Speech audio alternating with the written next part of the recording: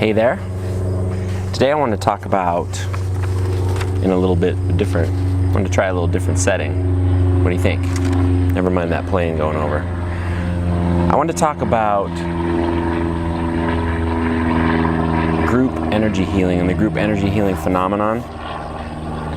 And in particular, the way in which group energy healing has the capacity to really alter our consciousness, to sort of switch out the lens that we sort of see and feel and experience the world through.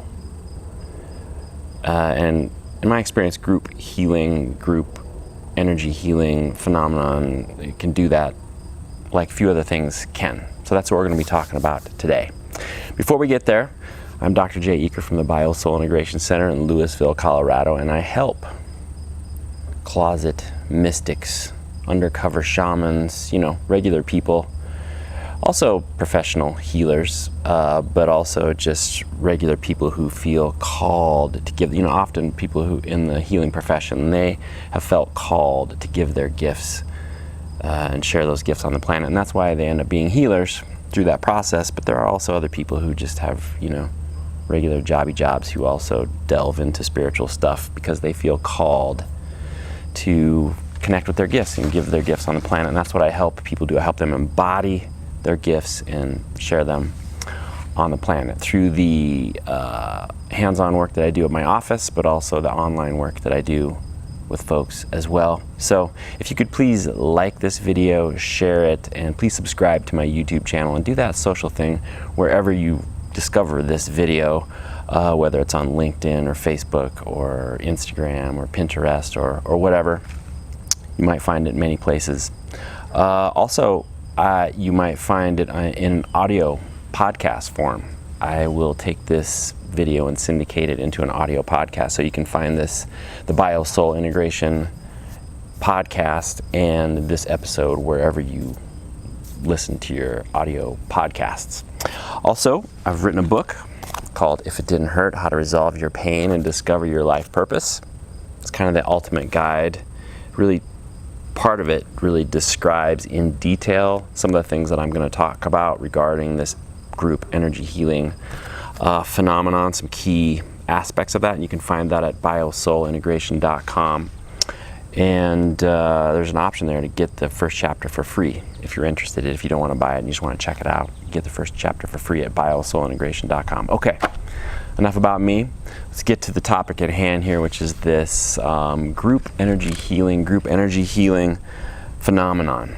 It's hard to describe the way in which when our consciousness gets changed out for another consciousness, the lens that we're looking through gets totally changed.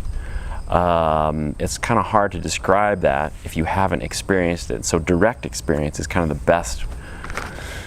the best way to show someone. And that's what I'm trying to do through the hands-on work that I do at the Bio-Soul Integration Center, as well as the online work that I'm doing with folks to help them have a direct experience of this way in which it's possible to sort of change out your consciousness, to see life through a different lens that may be more productive than the lens that you've sort of been seeing through, the consciousness that you've been living through. And I had an experience of that sort of consciousness being changed out, transformed, when I was in chiropractic school, like 20 years ago now, in chiropractic school. And I started seeing this woman who did this thing called network chiropractic. It's a low force, gentle form of, more energetically oriented form of chiropractic care. And the thing was, I would go into her office and I would be on the table there, and there would be 4 or 5 other people on tables in the room with me. She was working on me while she was working on like 4 or 5 other people. And at first I was kind of like, oh, this is interesting, and not sure how this is going to work, but I started to feel things happening, my breath changing, feeling energy moving in my body, just different experiences like that. And one day I left the office after about 15 sessions, I remember, because I had kind of been counting the sessions. After about 15 sessions, I left the office one day and I felt 300 pounds lighter. The sky was scintillating vivid, alive in a way that I didn't remember it being. The color of the trees was way more vivid, and some energy behind it that I could, feel. And I had this amazing feeling in my body.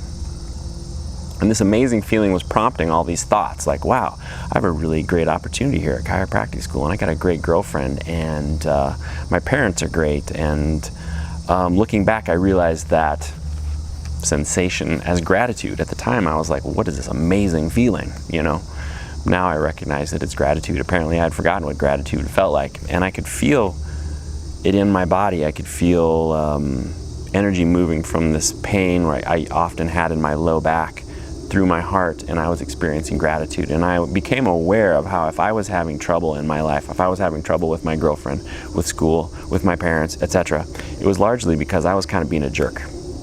And I had this awareness, and because of my ignorance, and I just couldn't see that before, I just couldn't see it.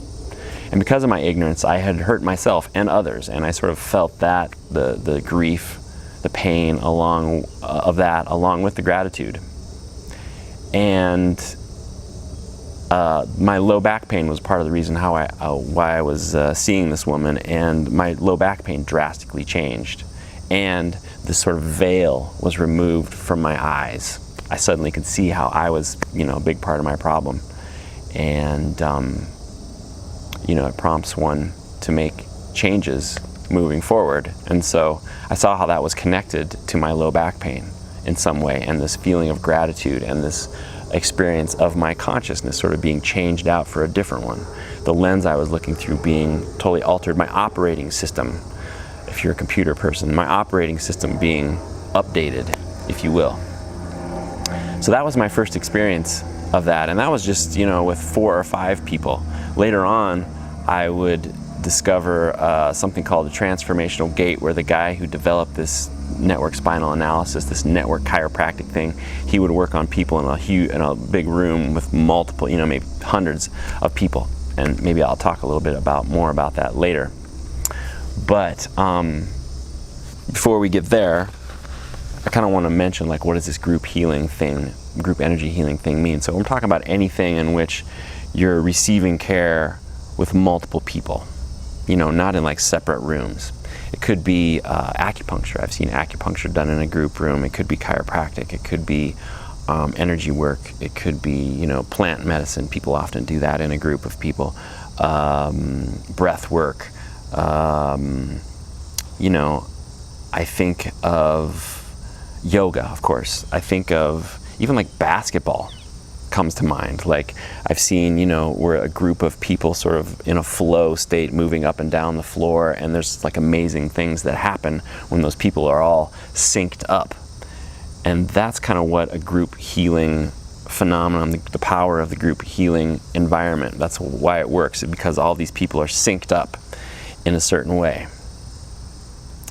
And the power behind that is what they're synced up to. And what they're synced up to is a larger collective mind, if you will. And that collective mind is basically a field of energy with information in it. A field of energy with information about perspectives and about identity. You may have,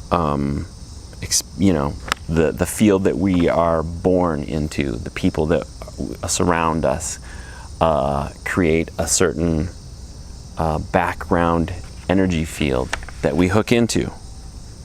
And we are often unconscious of the power of this field to form our identity, to form our thoughts, to form who we are. Most people think, we think thoughts and we think, those are my thoughts. I came up with those thoughts, of course. But the truth is, in general, those thoughts are not our own. Because our nervous system is an antenna, and our nervous system has been tuned to accept certain information from the field and to reject other information from the field. again, our nervous system is tuned by the field that we're born into, the lineage that we come into, how our parents are tuned, what's their relationship with money and God and love and power and passion and purpose and work, all these aspects that humans have to deal with. What are our parents or the people around us? What's their relationship with all of these things? And there's a part of our nervous system that comes online 2 to 4 weeks after conception that is just feeling into the field. It's very sensitive to the energetic back office of everything and everyone around us, and it's very concerned with survival. It's like there's an instinct that says, I have to fit in with these people. I have to fit in with the herd. That's something that's essential to my survival. I have to fit in with the herd. And so we tune ourselves like these people have tuned. We look at and it's not a conscious thinking. In fact, it all happens on a level that's, before there's any thought going on. It just happens automatically. We feel into what their relationship is with all these things that I just mentioned, God and money and love and power and all that. And we recognize that we rely on them for our survival. And so we tune ourselves similarly. We tune ourselves in the same way that they have. So our nervous system gets molded to sort of receive certain information and certain perspectives from the field and by the field. Really has a huge impact on who we are, our identity, our fundamental identity. And I think that's something that we largely are unaware of often. And I'm not just talking about thinking either. The field, actually, this phenomenon where our nervous system kind of like downloads this information from the field, it actually affects the way we're holding ourselves. Because these things, the relationship we have with power and love and money and all these parts of ourselves, human parts of ourselves, we use our body. We use tension to wall off parts of ourselves that we've decided, that we've learned are not safe to feel. We use posture to sort of twist parts of ourselves off or avoid having certain parts being felt in our heart. Oops, hope I bumped the mic there, sorry. We use posture, so our physical body is involved. We put a limit on the range and depth of emotion that will give ourselves permission to feel. That's part of it.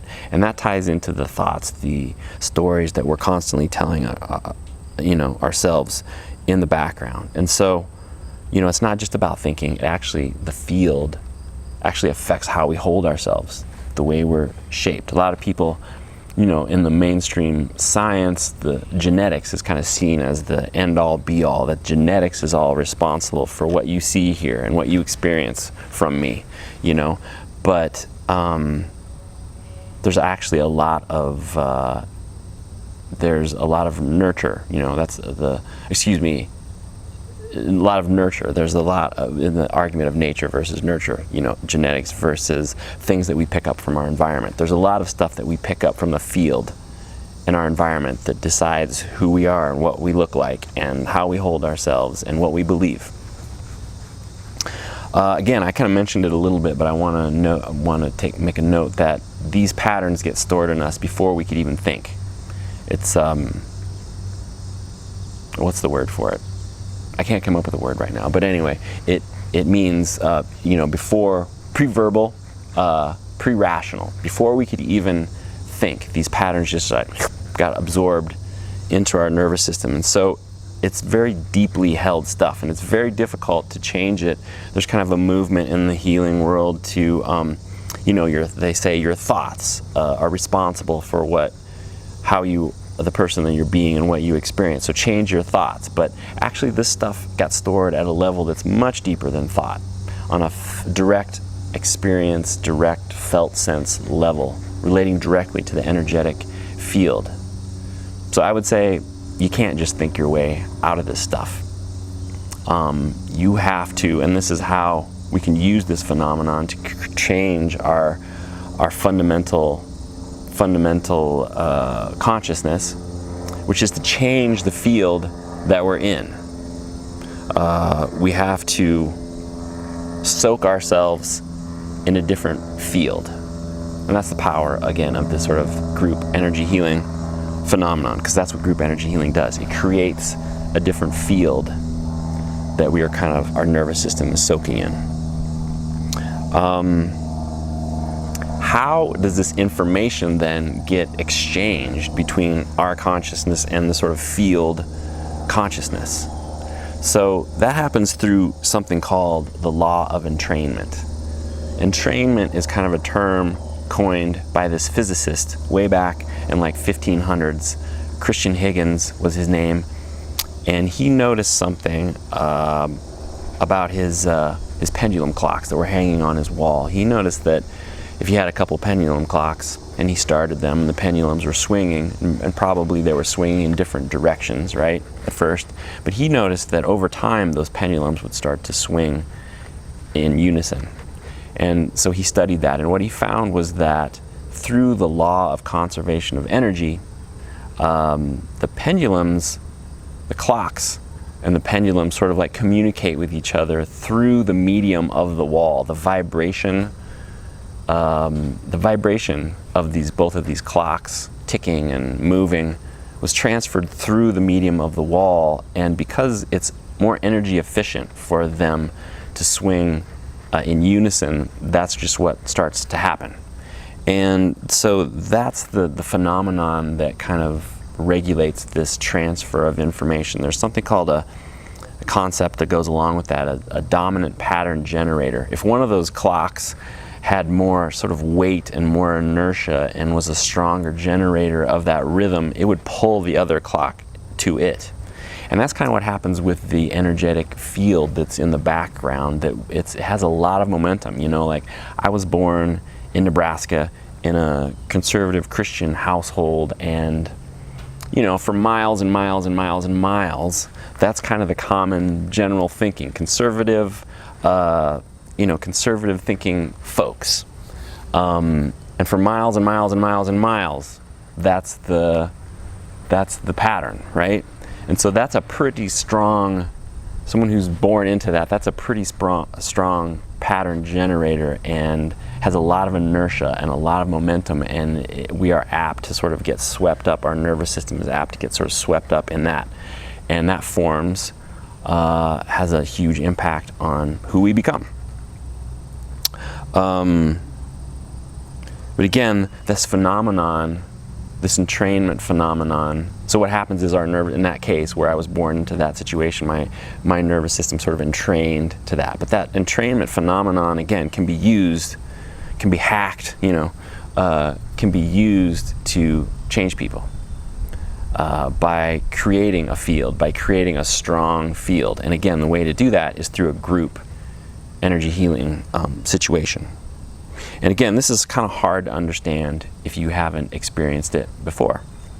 I talked a little bit about this sort of work that I got into when I was in chiropractic school, this network chiropractic thing, and how I was in a room with multiple people. Well, the guy who created this technique, Donald Epstein, he kind of noticed over the course of years, he was a chiropractor, and noticed over the course of many years that the changes that people were experiencing were amplified and intensified if there were a group of people involved. And so he kind of like multiplied that and started holding these events called transformational gates, where like 200, 300, 400, 500 people would get together over the course of a weekend and get worked on together.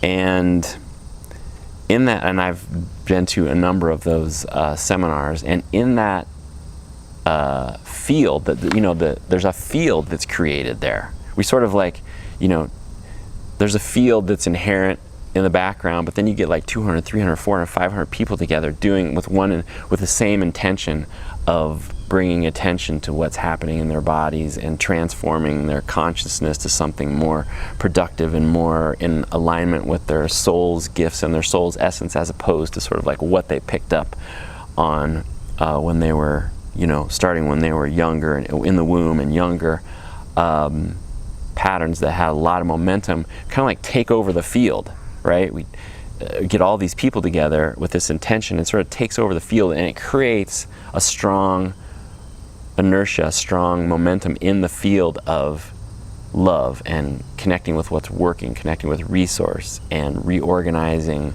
ourselves, our nervous systems based on what's working and what's resourced and what's more in alignment with our soul's gifts and our soul's essence. So it creates the dominant pattern generator in that situation becomes one of, love and connection and healing. And as opposed to the sort of change that I noticed over the course of 15 sessions at my network chiropractor, that maybe that happened over the course of 10 weeks or 11 or 12 weeks or so. Over the course of a weekend, people come away from these programs with completely changing the way that they see the world, completely changing out their consciousness, completely changing out the lenses that they've been seeing and feeling and experiencing the world through changing out their operating system, upgrading their operating system through these events. He's not the only one that does that, of course. This sort of group healing, group energy healing phenomenon has been known for a long time, in yoga and meditation, and there's a reason why, communities get together and do this, because it seasons the field, kind of pushes out the field that is inherent there, or that has been there, and creates this community and this energetic field that we can then sort of like create an uplink to and download a different consciousness, basically.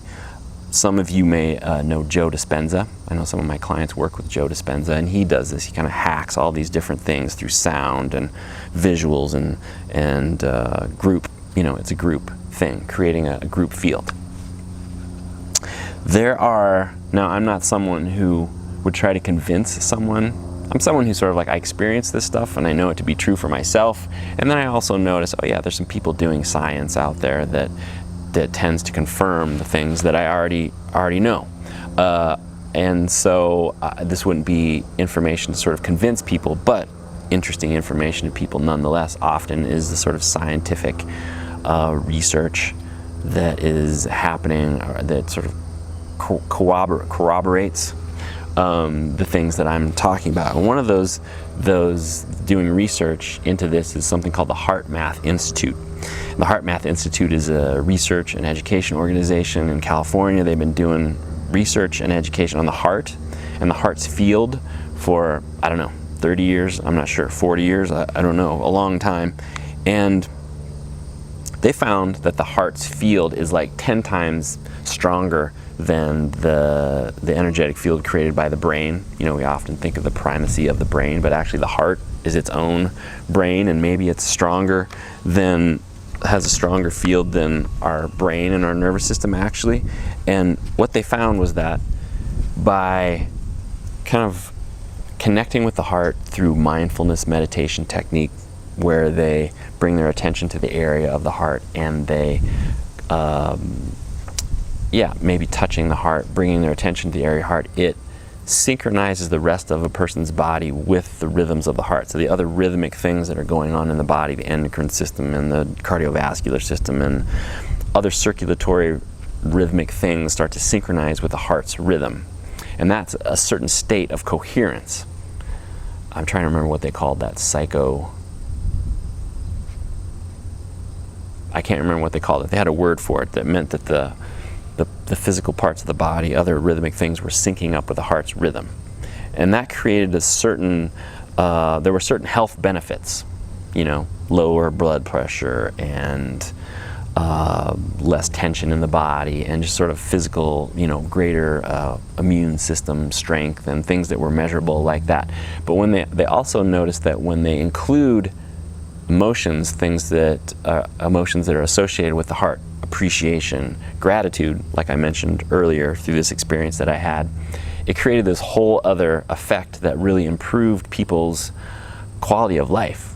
They would see life through a different lens, one of appreciation and gratitude. They would see life, it would change out the consciousness, change out the lens. And then they also found that this, by being in either close proximity to another person or by touching that person, the signal the signal of this coherent signal in a person's nervous system, when all the rhythms are lined up with the heart, can be measured. And when that person was touching someone or in close proximity with them, that signal was transferred to their nervous system, and that person started to, their system started to function in this coherent state, and consequently all those benefits became theirs too, the quality of life, the health benefits that I just mentioned. And furthermore, they noticed that if there are a number of people who are experiencing that coherent state, it creates an even more powerful effect, and someone who is more likely to draw a person's nervous system who's not coherent, draw them into that coherent rhythm, and again sort of transfer the consciousness and the health and wellness benefits of that state to them. And that's why, again, Donald Epstein put people on tables next to each other, because the heart's field sort of like overlaps. And in this HeartMath research, they said that the heart's field can be measured up to 6 feet outside of the body. But the story goes, I don't know if this is true or not actually, but the story goes that they only said 6 feet because that was only as far as their instrumentation could measure. The likelihood is that the heart's field extends much, much further than that, and that can be seen in things like, what's the word for it? Entanglement. I don't know if it's quantum entanglement, but effects that happen over great, great distances instantly. And that's kind of how this group energy healing effect works online too. So people in a group with the same intention, who are maybe on Zoom, a bunch of people on a Zoom call or whatever, who have the same intention, it creates a field that those people can then uplink to and download consciousness changing information. So it doesn't have to be people, physically together. They can be separated around the world, but if they have the same intention, it creates a field that they can uplink to, and a dominant pattern generator that draws them into that. Another person that has done some interesting, he's written about it in his book, is a guy named Rupert Sheldrake. He's like a scientist, a philosopher, a thinker, and he formed the term the morphic field, which I think is another word for this field that I'm talking about, a morphic field resonance, where information basically is transferred between consciousnesses, and this morphic field resonance. And he talked about research that was done with mice, and a group of mice were trained to do a maze, and then they found that offspring of those same mice also, they could do the maze faster. They picked up on how to run the maze faster, and so part of that could be described through just genetic adaptation. But then they took mice who were not of that trained lineage and brought them in and had them run the maze, and they found that those mice could do it faster too. And so there's this phenomenon happening where something was happening. It looked like just information was being transferred to these mice through the shared mouse field, and that actually was confirmed by another people, I think Melbourne University or something, did this study and confirmed that there's some way in which information is being transferred through the shared mouse field that helps these mice, even though they haven't been trained or they're not offspring of trained mice, they still somehow have access to information that allows them to run the maze faster allows them to run it faster. Another person that has written a book called The Biology of Belief. He talks about how, again, there's this idea that genetics is sort of supreme, and if you have diabetes in your background, or if you have something in your genetic background, that you're kind of like destined to have diabetes, for instance. But that's not actually true. That the truth is that these genes can be switched on or switched off, and when we're under stress or we're under duress, we have less resources. These genes can these genes are kind of like the weak link, and they can get flipped on. But what this Brice Lipton talks about is how there are many epigenetic factors, factors where our body, our cells, our DNA is sort of like interacting with our environment, especially through the electromagnetic field, the information in the field that our cells pick up from the environment can turn on or turn off these genes. And so it's not, again, it just speaks to this thing where it's not, you know, nature is set. If we have it in our genes that we're destined to have this or that, but there are many factors, the stress level, again, the information that we pick up from the field that we're born into. You know, does that presuppose us to get diabetes? And if you change the field, if maybe, let's say you're genetically predisposed to get diabetes, but you change, surround yourself by different people, move to a different place, get involved in healing work or whatever, you can, change your propensity to flip that, to have that gene flipped on. And you don't necessarily have to get diabetes, right? So I think that's pretty much it, pretty much what I wanted to say about this group healing effect. It's really the core idea is that I want to talk about the sort of consciousness shifting power of group healing, group energy healing work, and what's possible there, and how it just sort of like creates the way that it works is to create a different field. Just pointing out the degree to which the field that we're born into, the field that we sort of surround ourselves with, has a huge impact on who we become, how we behave, how we're thinking, how we're feeling, how we're behaving, and consequently who we become. And so group energy healing and group healing in general can act to sort of change that field, and that field becomes a powerful pattern generator that our nervous system then entrains to, and it can change our consciousness and cause healing in that way. So I hope this has been interesting, useful, and again, please like, share it, subscribe to my YouTube channel. Excuse me. And if you are interested in checking out my book, you can go to my website, biosoulintegration.com, and check my book out. You can get the first chapter for free. And I look forward to the next video, and I look forward to helping you express more life there in the next video. So have a great day.